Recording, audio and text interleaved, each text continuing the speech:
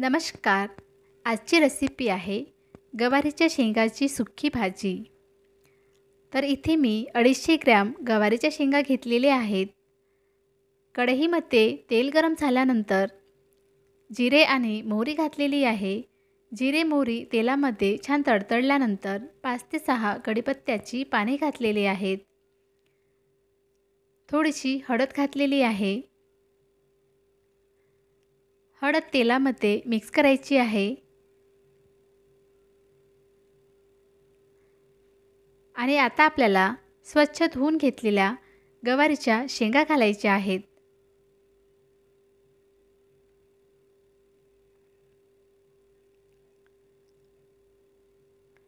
Mix करायचे आहेत.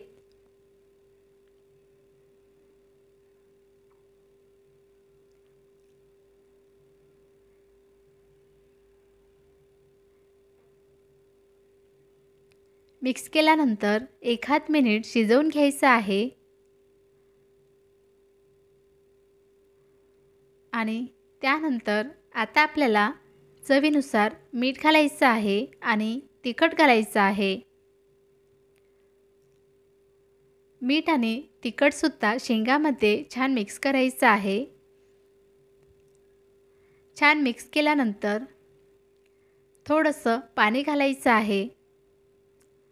शेंगा शिजण्यासाठी पाणी घालायचं आहे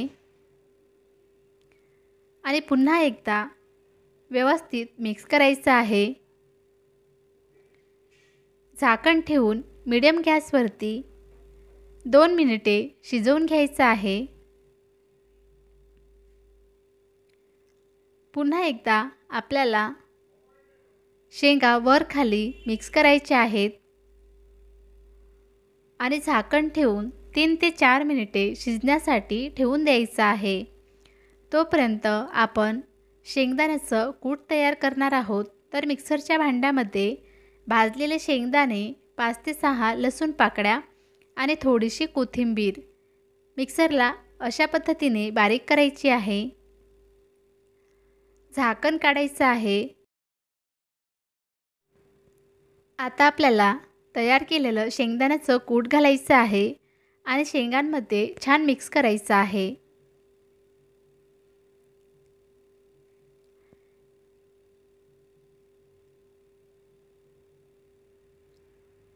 शेंगदाण्याचं कूट मिक्स केल्यानंतर काही सेकंद शिजवून घ्यायचं आहे आणि आता आपल्याला थोडीशी कोथिंबीर घालायची आहे आणि कोथिंबीरसुद्धा शेंगांमध्ये मिक्स करायची आहे. तर शेंगा छान शिजलेल्या आहेत की नाही हे आपल्याला चेक करायचं आहे.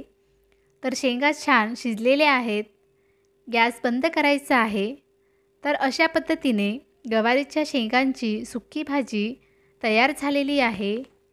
चवीलाही अप्रतिम लागते. तर तुम्हीसुद्धा ही रेसिपी नक्की ट्राय करा आणि ही रेसिपी कशी वाटली मला कमेंट्सद्वारे नक्की